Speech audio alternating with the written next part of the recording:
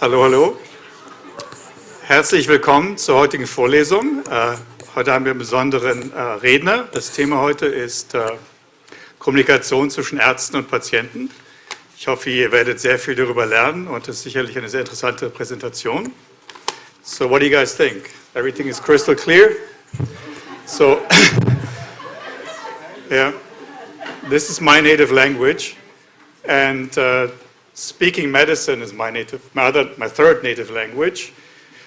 And I think oftentimes we assume that the patients or the parents understand our language. So I don't assume you understand my native language, but I think that's really the topic of today, like not making assumptions about what people understand and learning how can we effectively communicate with our patients that we take care of.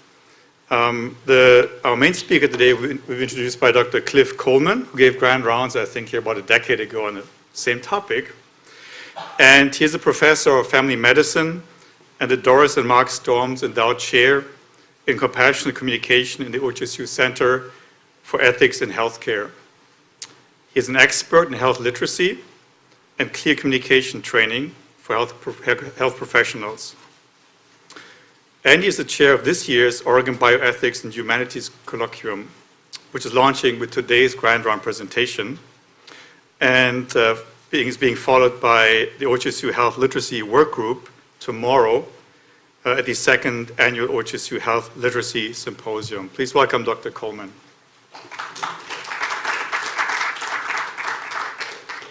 Thank you, Dr. Link.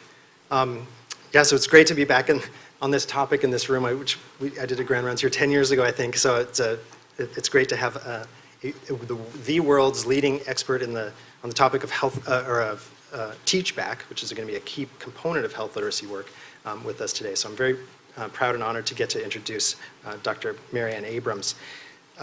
First, I want to just say welcome to the Oregon Bioethics and Humanities Colloquium presentation titled Organizational Health Literacy, the Foundation for Achieving Health and Well-Being.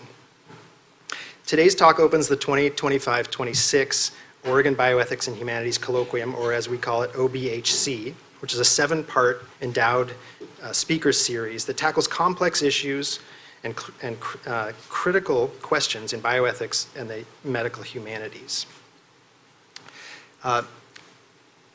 In addition to being a longtime friend and colleague, Dr. Marianne Abrams is an assistant professor at the Ohio State University College of Medicine, Department of Pediatrics, and is a primary care pediatrician at Nationwide Children's Hospital in Columbus, Ohio. Connecting theory and practice, she leads the development of tools, resources, and trainings to advance organizational health literacy, and she publishes on health literacy and interventions health literacy interventions and curricula. Dr. Abrams is a national leader in health literacy, illustrating how it is integral to all dimensions of health and healthcare, and is fundamental to quality, safety, equity, and patient, family, and client-centered care and services. She's led large health literacy learning collaboratives and quality initiatives focused on implementing and sustaining health literacy-related interventions in real-world clinical settings. Dr. Abrams has also co-authored toolkits and academic works, including the Always Use Teach Back Toolkit, which was published in 2024, and Building Health Literate Organizations, a guidebook to achieving organizational change, the second edition published in 2024 as well. She literally wrote the book on organizational change around clear communication. She's been a co-investigator on multiple health literacy-related grants, collaborated to build capacity and infrastructure to support sustainability, and instituted an innovative health literacy curriculum at The Ohio State University College of Medicine to promote adoption of health literacy practices amongst medical students and develop faculty to teach, role model, evaluate, and provide feedback on student skills. Dr. Abrams graduated from The Ohio State University College of Medicine, the Harvard School of Public Health, and the University of Dayton. Please join me in a warm Portland and OHSU welcome for Dr. Marianne Abrams.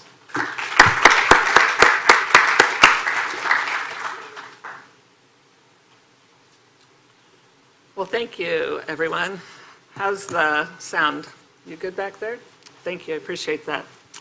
I appreciate that warm introduction, and I appreciate the friendliness and the beauty of you and your city, and I'm honored to be here and to learn from you. and also those who are virtually online. So thank you. With that, I will begin. And let's see if we can come up with some really great things to achieve health and well-being. I have no disclosures. I do want to acknowledge my wonderful colleagues and team members at Nationwide Children's Hospital who are working to advance Nationwide as a pediatric health literate healthcare organization. We have a steering committee and a team and a lot of internal and external partners and colleagues who make this work fun and interesting and vibrant. And some of the things I'll be presenting and some of our work was supported with a grant from the Department of Health and Human Services Office of Minority Health a few years ago. I'm going to move through this right away because I'm going to introduce each section of my talk with our learning objectives. But just want to say a word about why this particular title. So the Healthy People 2030, one of its overarching goals was to improve the health and well-being of all. And by doing that, that was predicated on the foundational principle that to achieve health and well-being requires eliminating health disparities, achieving health equity, and attaining health literacy. And I hope that you'll come away today feeling that organizational health literacy is a foundational component of achieving health and well-being. So let's begin with maybe a bit of a journey down the past. For some of you, you may know some of this, some of you it may be new, but I want to at least equip you with some foundational information so that you can describe how and why health literacy is foundational to safe, high-quality, equitable, and person-centered pediatric health care and services. I'm sure that if we had plenty of time and I went along and asked people to share their stories of miscommunication or poor communication or inadequate communication between members of the health team and patients and families, you would be able to populate this slide quite effectively. But here's just 3 examples. An infant who had to be readmitted to the hospital with dehydration after their feeding tube was clogged because the parents did not recall what they were told or being told how to manage their baby's G-tube. A teenager who'd been newly diagnosed with diabetes had to be readmitted with hyperglycemia because despite all the teaching in her class where they showed her how to inject insulin into an orange, no one ever connected the dots and made sure she connected the dots between actually injecting the insulin herself into her own body. And a patient who was readmitted with terrible postoperative complications requiring at least a dozen additional surgeries because they did not understand their post-op management guidance. And when they were called with questions, they were labeled as non-compliant and interpreters were not tapped when they should have been. So these are just 3 examples of why what we're talking about today matters. So I like to anchor this from the 2003 Institute of Medicine report that was really the first national report that summarized the extant data and made findings and recommendations to address health literacy. And this remains my favorite finding, that health literacy is fundamental to quality care and relates to 3 of the 6 aims of quality improvement: safety, patient-centered care, and equitable treatment. And I would probably argue the other 3 elements as well, but fundamentally on these 3.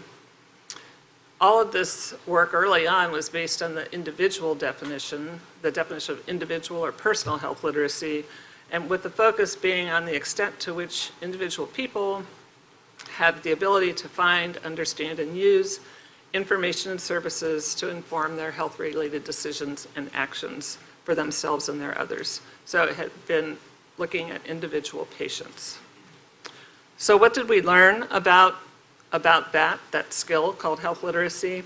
The U.S. Department of Education did 2, and this was the most recent, very rigorous representative surveys of U.S. adults to assess adult literacy, and also for the first and only time they looked at health literacy in 2023. And these are when they assessed health literacy, they did it not just by asking word recognition, but they asked them to do certain tasks, like read a prescription label and say how often you should take the medicine, to circle the time of an appointment on an appointment card, to look at a table that shows how much you would have to pay for your insurance premium based on your family size when you start a new job. So these are things that I think you would agree, ask people to do pretty routinely, not just people who have graduate degrees in medicine or nursing or whatever. So if you look at this, if I can find my laser pointer. So the speckled blue is below basic, the light blue is basic, the solid blue is intermediate, and the green chartreuse is proficient levels of health literacy. And if you look at the data, you'll discern that about a third of people fall into that below basic or basic level, half into the intermediate. But to me, the takeaway is that only about 10% are proficient. And again, that's the test to be proficient is the one where you're just looking to see how much is going to come out of your paycheck for your health insurance. That is not a graduate school task. And the most important message from this is that our health system communicates in a way that nearly 90% of everyday US adults do not understand. Now, the NOW also looked at subgroups who are and were found to be at higher risk for limited health literacy. It's not saying that everybody in these groups does have low literacy, but they're at risk for limited health literacy. Older people, those with limited education or lower income, racial and ethnic minorities, those with public or no health insurance, recent refugees and immigrants, and non-native English speakers. Shauna Yin and colleagues took a look at those NAL data and pulled out the parents to see what the health literacy level is of parents in the US, and found that about 29% of parents fall into that basic and below basic category. That translated to about 21 million adults. And what does that look like?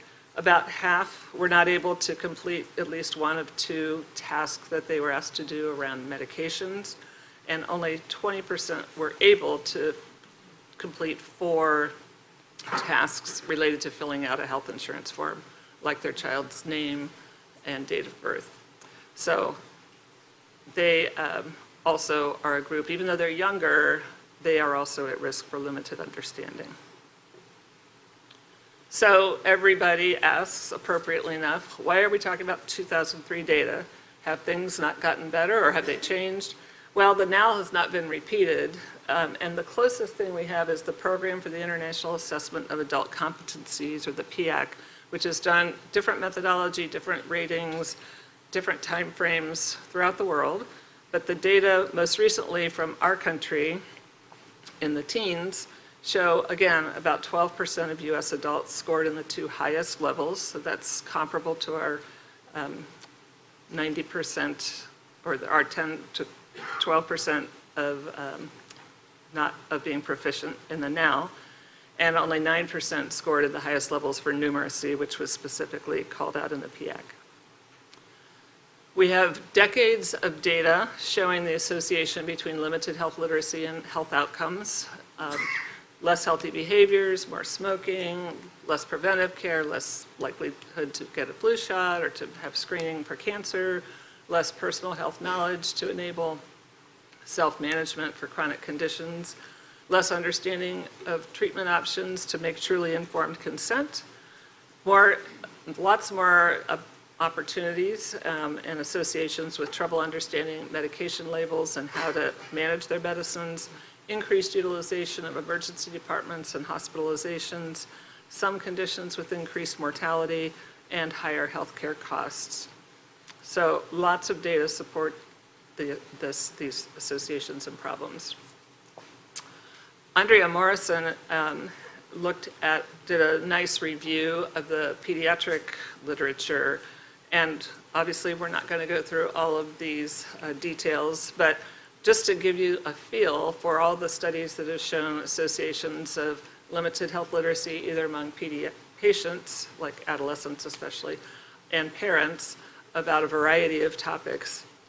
Again, having these adverse associations. So less knowledge about specific topics like asthma, managing their sickle cell disease, newborn screening, perceiving their child to be more ill than they actually are when it's relatively a mild illness. And that tends to cause people to maybe over-medicate or to bring them in when they don't really need to come in, just not having that ability to understand and discern the difference there.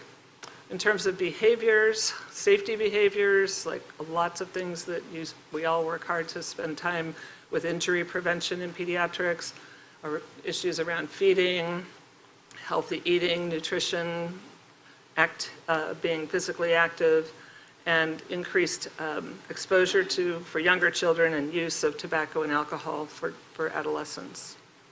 Additional behaviors, more propensity to violent behaviors, medications, as I talked about earlier, over-the-counter medication mistakes and difficulty understanding the purpose or the fact that there's some of the cold products have acetaminophen in them, and then they're also giving acetaminophen, double dosing, and particularly liquid medications, which are obviously very important for pediatric medications. Worse disease management, people that get labeled as non-compliant, non-adherent, who really don't understand how to manage their asthma or, say, diabetes. And then overall greater prevalence of certain diseases, worse outcomes with a variety of chronic conditions, greater utilization for kids as well as the adults, as we talked about earlier, and less access to having health insurance. So again, a really good body of evidence for pediatrics as well. Just want to make a moment to comment also, if we had more time, to talk about some really great leaders in the field, Bernard Dreyer, Alex Glick, Nicole Myers emerging, Andre Morrison and Shauna Yen, and many others who I unfortunately probably have left off that should be on here. But you can sort of see some themes in their work. You can see health equity and the association with poverty, emphasis on things like systems level change, looking at inpatient as well as outpatient. Nicole did some interesting work on the opportunity and the need for pediatric resident curricula, and Shauna, who did a lot of work around medication safety that's led to a lot of the way we manage liquid medications and other medication safety issues now. So if we look at asthma sort of as an example, but you could substitute any disease or chronic condition that requires health literacy skills at many steps of the process. Being able to recognize and quantify and describe your symptoms, understanding the plan for managing, knowing when and how to refill or fill your prescriptions and know what they're for and the difference between, say, inhaler types for asthma, schedule and keep follow-up appointments, and know when to get more help.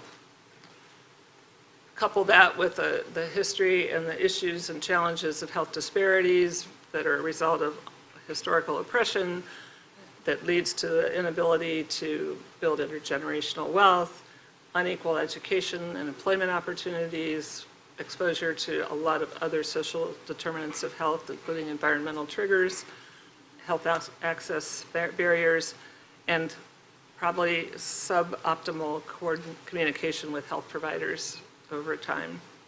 That leads to this cycle of incomplete or incompletely understood information, confusion, negative interactions leading to mistrust, tending to not come to the health environment, and an ongoing cycle.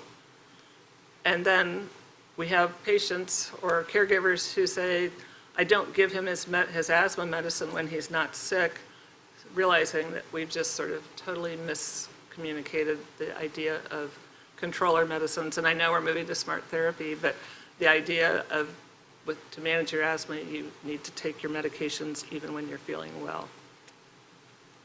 So hopefully I've laid a platform of why health literacy is fundamental to safe, high-quality, equitable, person-centered care. And now I want to move into the next dimension, this idea of health literate organizations or health literate pediatric organizations and some of the health literacy resources and tools in both clinical and non-clinical settings. So this, I think we forgot to test this video, but I bet it's going to work. Take a look at this and see what you think. Something that we call exercise-induced asthma. That's when you get inflammation down in the lungs, causes bronchospasm, and that's why it's hard for you to breathe when you're doing exercises like swimming, gym class, that sort of thing. Luckily, we got something here that's going to fix you right up and get you back on the way. Any questions? No. So I'm going to send out to the pharmacy two things, one an inhaler, one a spacer. What you're going to do is pop off the lid here, pop it into the spacer. You're going to give yourself 2 puffs through the spacer, do it about 15 minutes before exercise, and then you should be good to go. Any questions? No. All right, well, that's great. So if you have any questions, you can give our office a call. Otherwise, we'll see you next year. What did she just say? I have no idea. That, you may argue that that was a little bit extreme, but I don't think it's that far off. I think I see some heads shaking here. So if we had more time, I'd have you shout out some of the things you observed there, but I think from hearing and watching and listening, what she went through, she was talking very quickly, giving lots of information, full of technical terms and jargon, just using yes and no. Any questions? And obviously lack of understanding. But so what? She's in and out of that room, on to the next, and trying to stay on time, and everything is copacetic, right? But what can happen? So they may make medication errors or not even use their medicine because they're concerned about making a mistake, having poor asthma self-management, end up coming back to the doctor, going to urgent care, going to the ER, maybe needing to be hospitalized. Dad's missing work, he's missing school, and we end up with poorer health outcomes. So that's so what? And what can we do? Why are we all here today? I think we can apply health literacy universal precautions that I consider to be plain language in written and verbal communication, where we're going to be focusing today. And at the end of the day, ensure understanding with teach-back. So this concept of health literacy universal precautions really emanates, from the bloodborne pathogens, universal precautions. You can't tell if somebody has a bloodborne condition by looking at them, nor can you tell if someone understands by looking at them or reading their body language. So we also know that clear communication helps everyone, not just certain people, and that anyone, including any one of us, can have trouble understanding health information, especially if they're sick or worried, or you've been up all night, or you have a sick child, or you're sick yourself. And it's so much more efficient as well to use clear communication words and tools with everyone, AKA plain language and teach-back, remembering that 90% of people in the United States are likely struggling at some point to understand.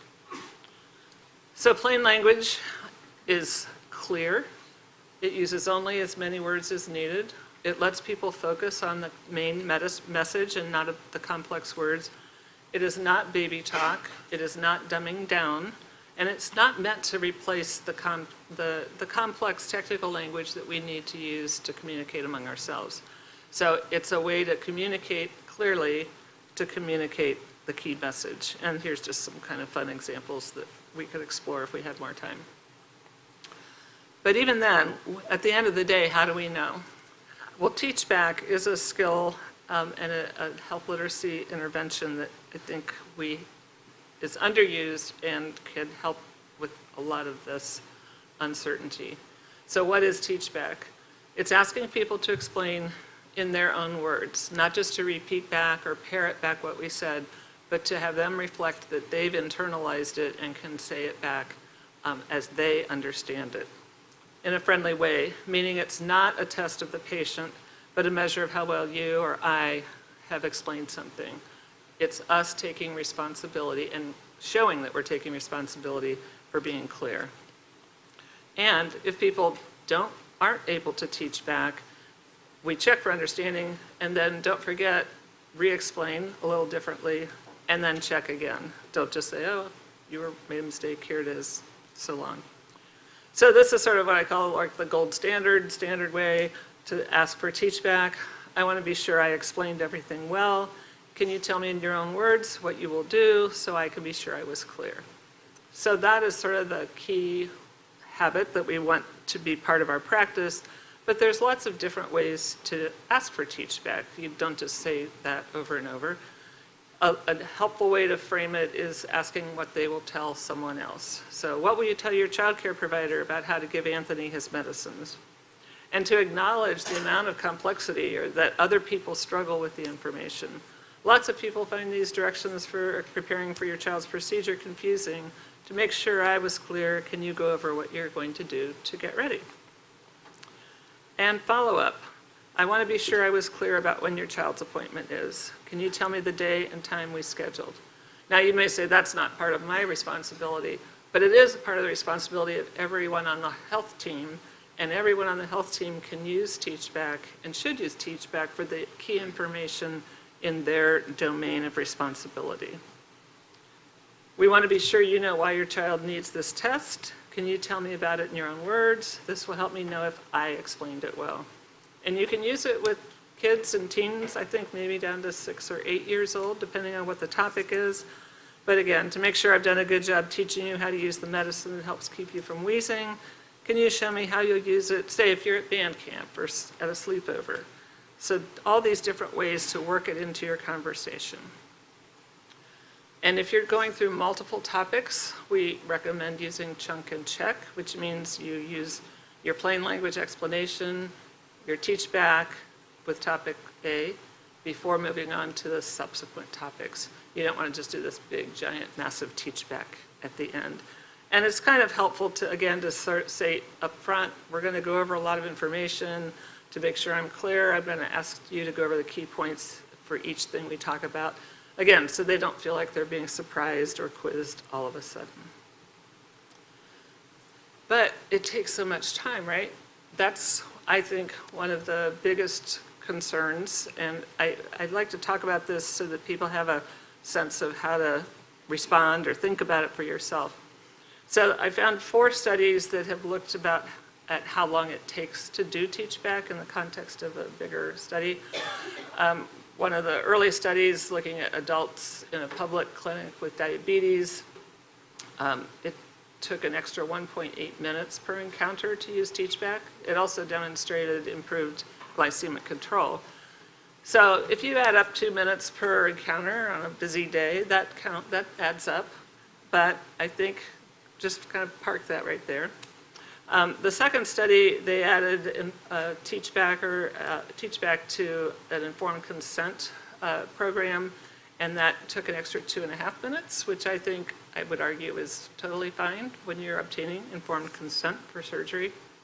And the other 2, one was a hospital group of adults where they were using teachback by trained other members of the health team to teach adults with asthma and COPD how to manage their medications when they left the hospital, 4 minutes extra. And then a pediatric outpatient asthma specialty clinic where respiratory therapists did the teach back, and that took an extra 7 or 8 minutes. Again, a great example of how working in teams, multidisciplinary teams, is an effective way to use teach back. So you've still got this little extra bit of time. Think in terms of all the things that you're doing that don't add value. The interruptions, the callbacks, the nurses who have to take the calls from patients who didn't understand, people who may come back know better because they didn't understand, or who don't come back because they didn't understand. So these trade-offs, I think, are where we can replace that inefficiency with good communication and teach back. Like any new skill, it takes effort and work to learn, and it'll take a little extra time in the beginning. People find they get better and better at it the more they do it. They work it into their workflow and how they like to position the teach backs, and also start with the last patient on your schedule or the last person you're going to be seeing, so that you take that pressure off of getting behind and worrying about that. And then at the end of the day, why are we all in healthcare? Hopefully because we really want to make a difference and improve outcomes. And this is a way to really help accomplish that. Otherwise, why do we come every day? So moving from this combination of individuals' capacities, this personal health literacy, and the health literacy related demands and complexities of the health system, we got to do something about this, right? So we worked on trying to improve individuals' responses. We have to improve the skills of the system. And that's where we start to move into the concept of organizational health literacy. And that's the extent to which organizations equitably enable people to find, understand, and use that information. And together, those personal and organizational definitions really make up health literacy itself.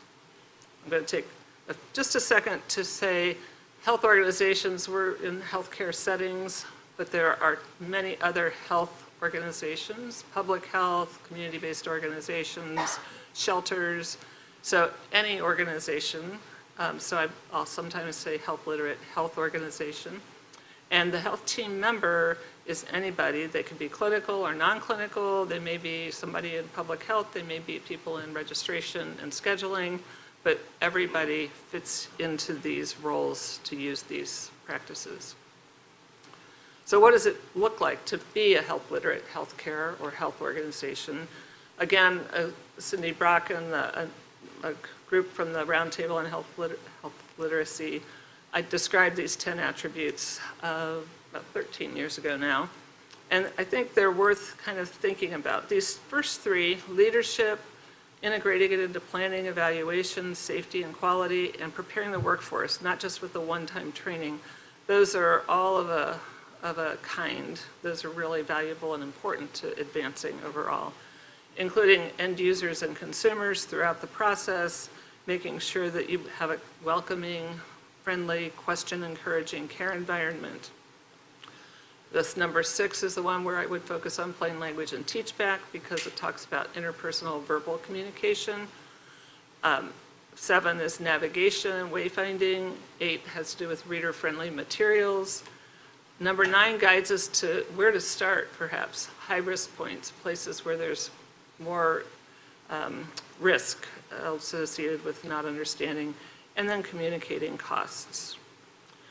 So I'm just going to take you on a whirlwind tour of what we're working on at Nationwide Children's to advance as a health literate healthcare organization.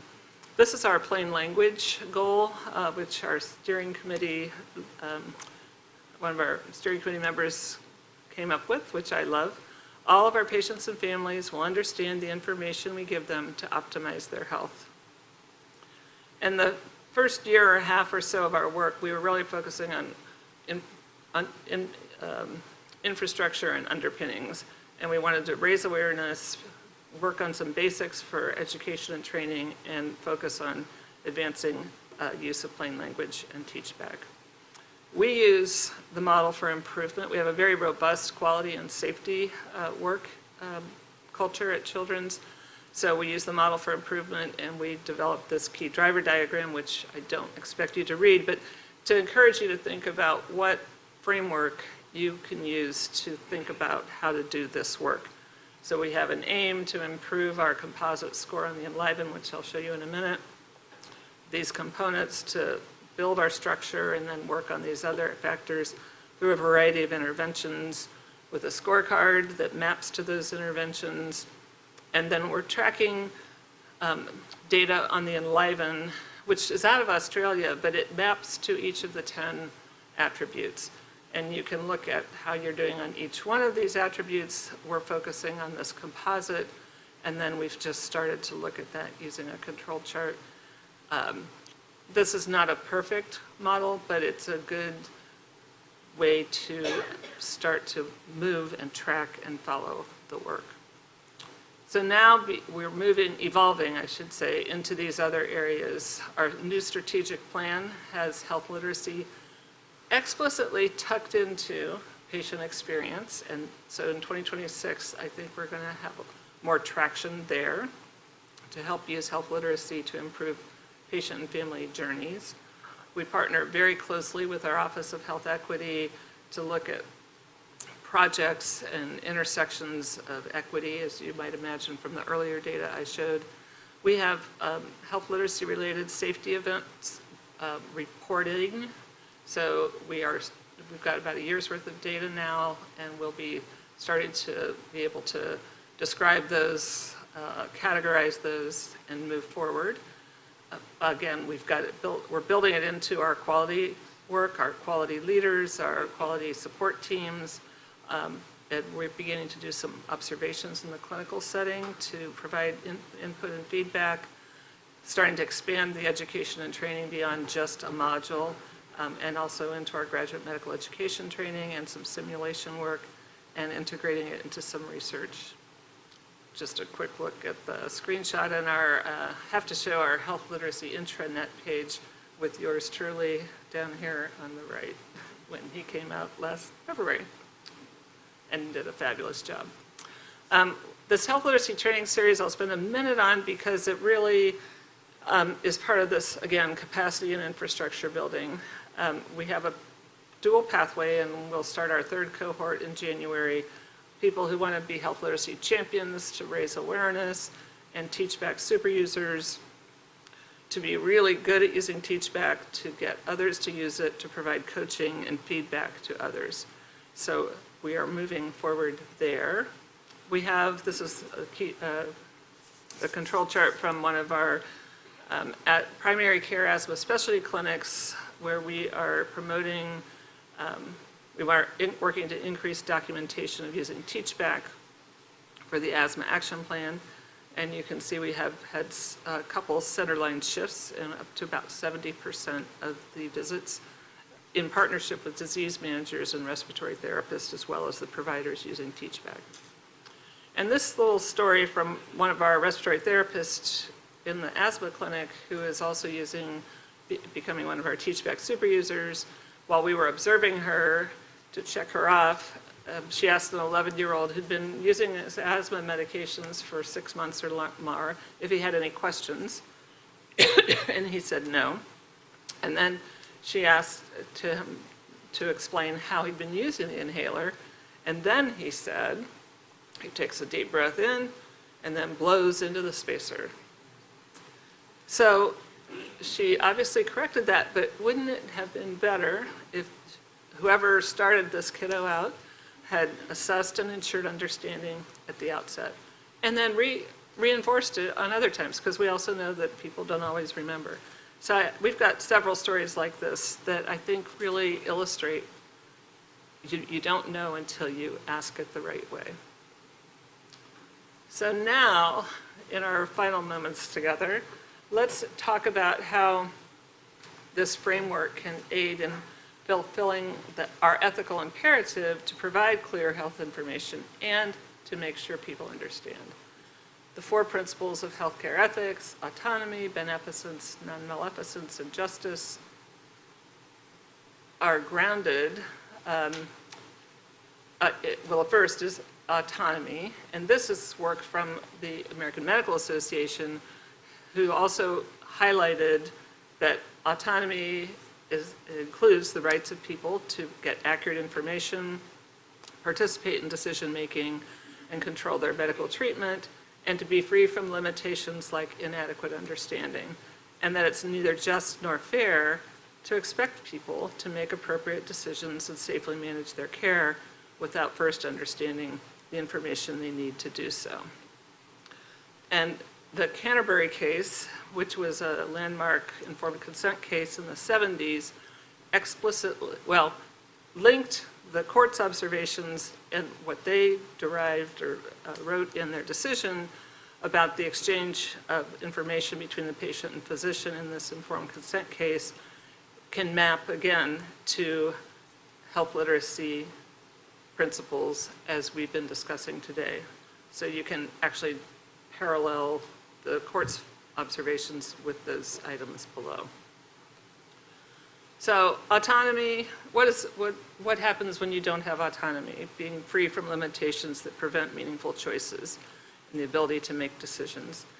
Toni Cordell, many of you, some of you may be familiar, she's an advocate as an adult learner, but she is also a film producer and a traveler who tells a very poignant story of undergoing a hysterectomy, but not knowing that that's the surgery that was performed until she went back for her recheck, and that's where they told her what had been done.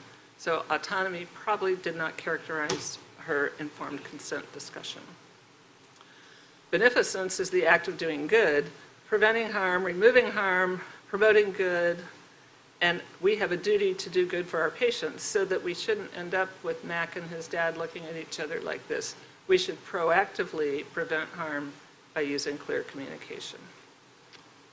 Now, non-maleficence, the duty to minimize harm and prevent errors, not be patronizing or paternalistic, as was the case with this patient who I talked about in the beginning, who had the terrible post-op complications.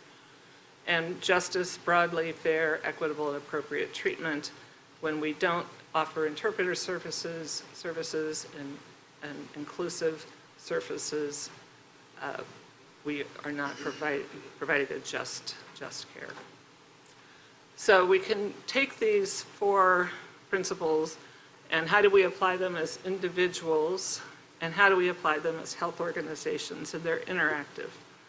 So for each member of the health team should know how to promote autonomy by using clear communication, universal precautions, know how to work with qualified interpreters, know how to use and identify and interact with easy-to-read print and electronic materials that are in preferred languages, and to use TeachBack for all key information, verbal, and use plain language for verbal and written communication, and be willing to stop the line if they are concerned that someone doesn't understand. And that takes some courage. It takes a culture of safety to be able to say, I'm not sure this patient, or to be able to go and tell someone that they don't think the patient in room 204 understands.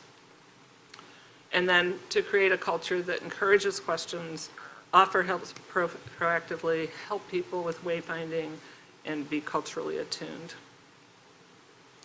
And I would just say, get out there and start small tests of change. Start with the last patient of the day. If you're familiar with PDSAs, you'll know what I'm referring to. But don't plan to plan to plan and then say, I'll start doing this next year. Try one small test and go build on that.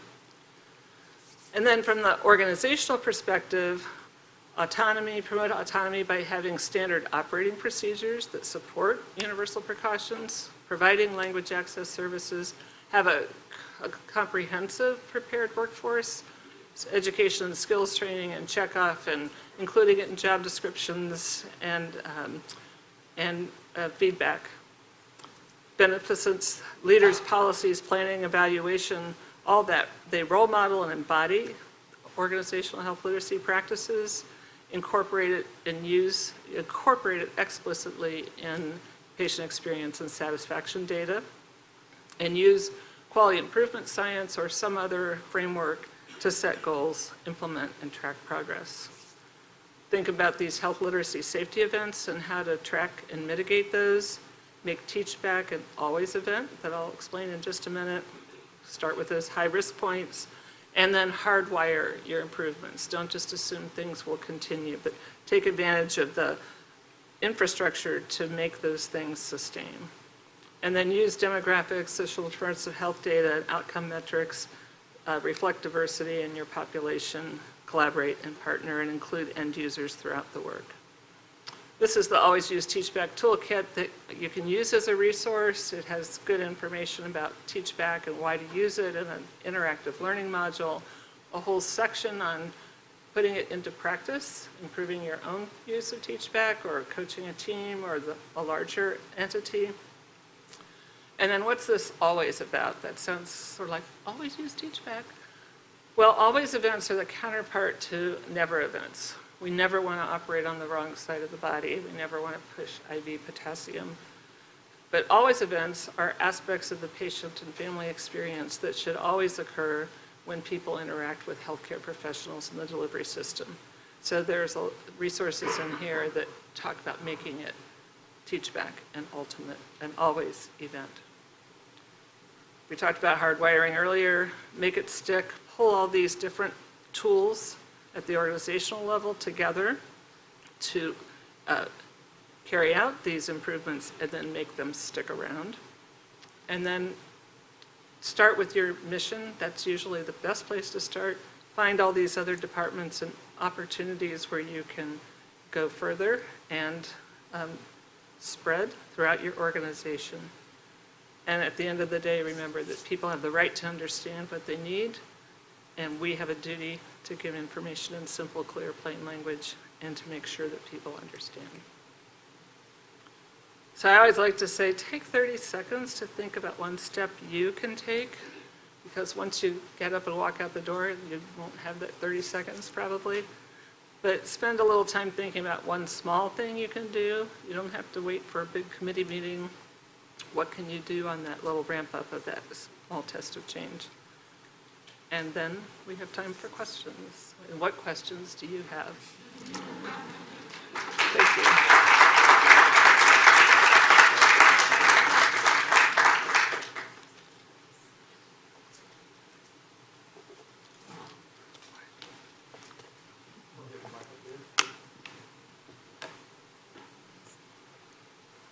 I have no questions. This is for other people. Take the microphone.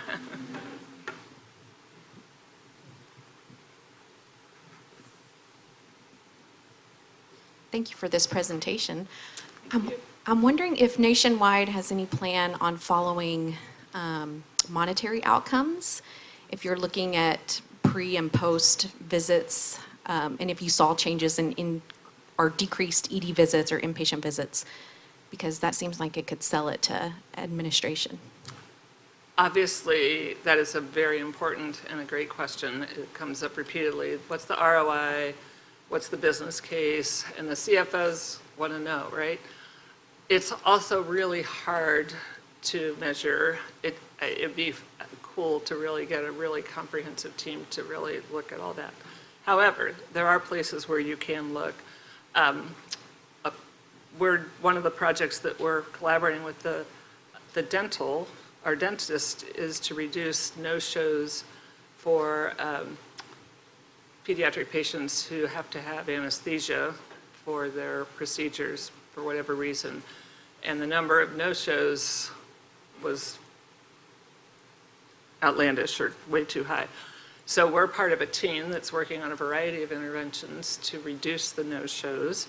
And so we're doing different kind of messaging and reminders, but we're providing that health literacy expertise to change this reminder into this reminder, and to substitute words for like restorative procedure into the work on your child's teeth, or to fix your child's teeth, whatever.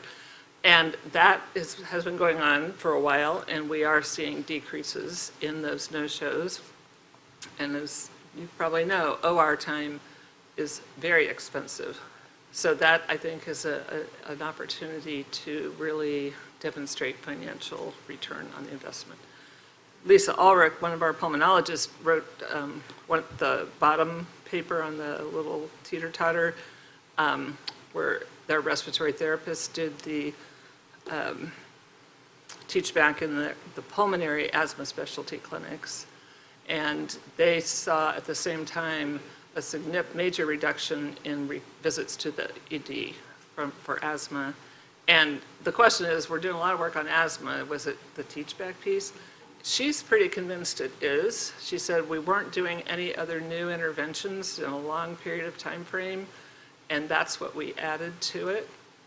And she continues to be amazed at how many parents, when she uses teach back, despite, I'm sure I explained that clearly, they don't understand.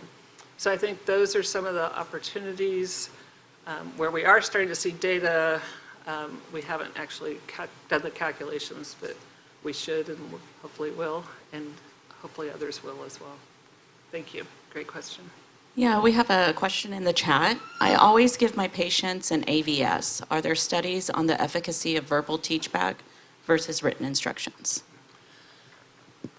I worked hard when I was doing a pediatric obesity clinic I had a dot phrase thing where I had all my plain language comments that I put in the ABS that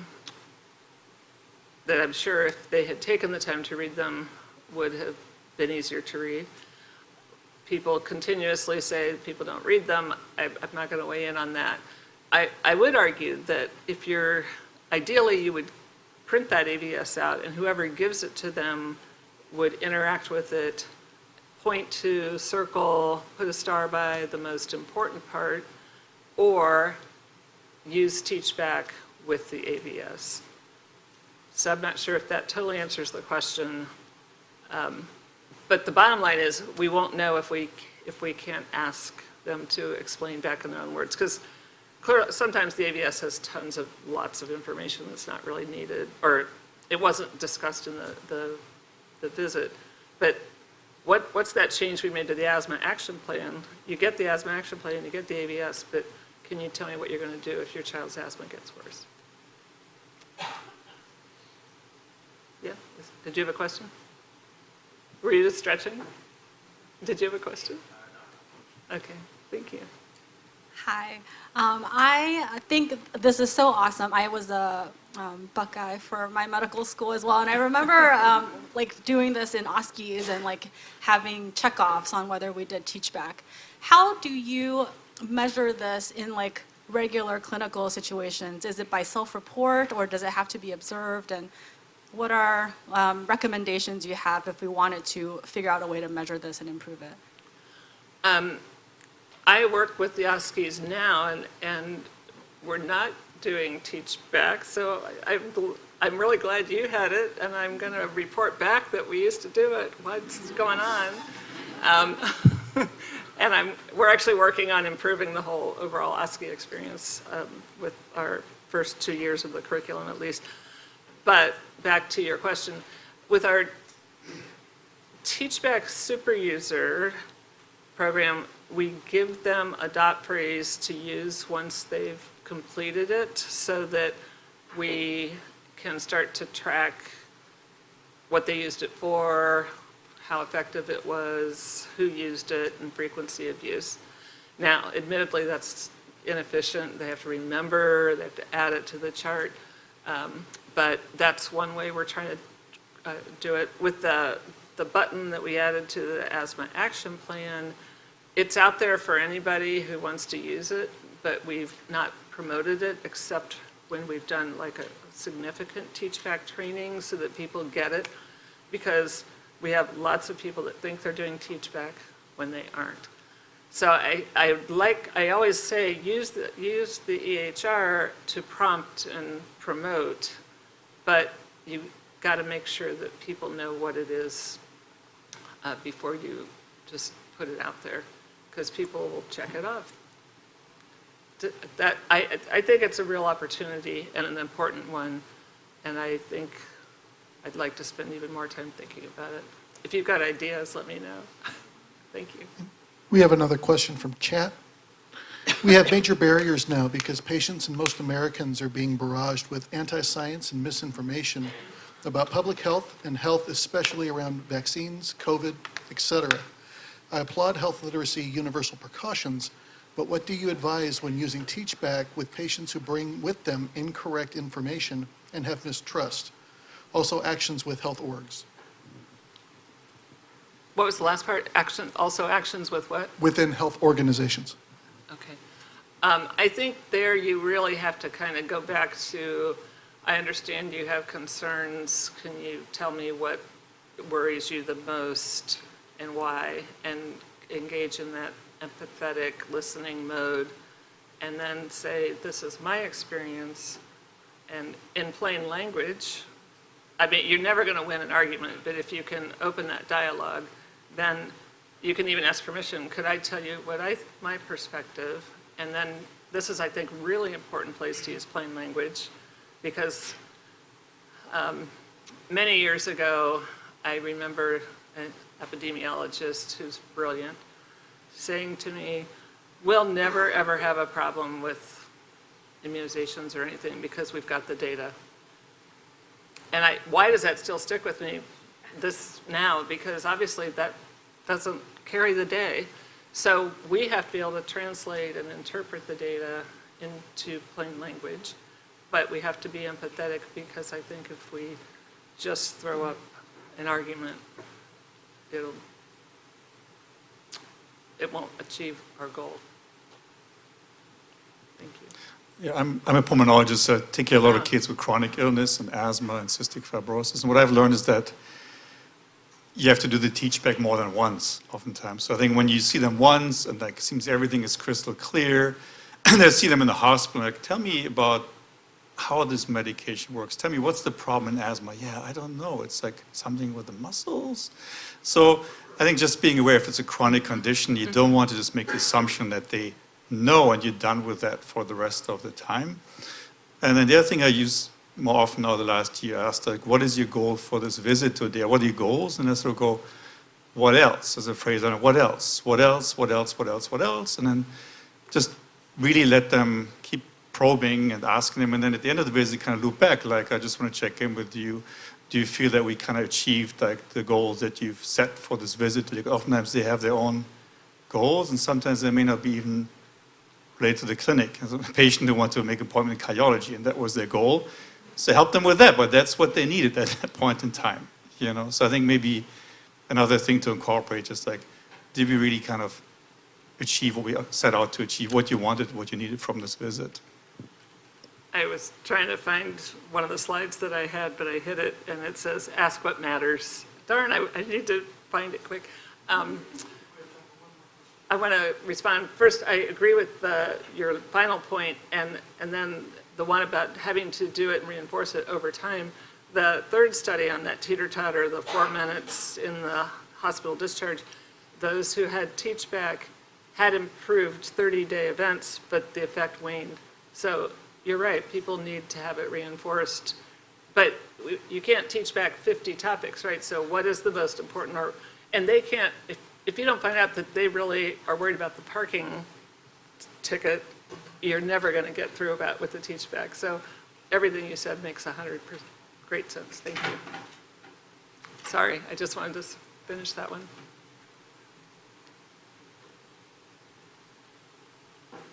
I'll find my... Did you say you have one more question? No, we're good, we're good. All right. Well, thank you so much, and I think I understood everything you said, at least most of it. Well, thanks for coming. It was could you tell awesome. me in your own words? No.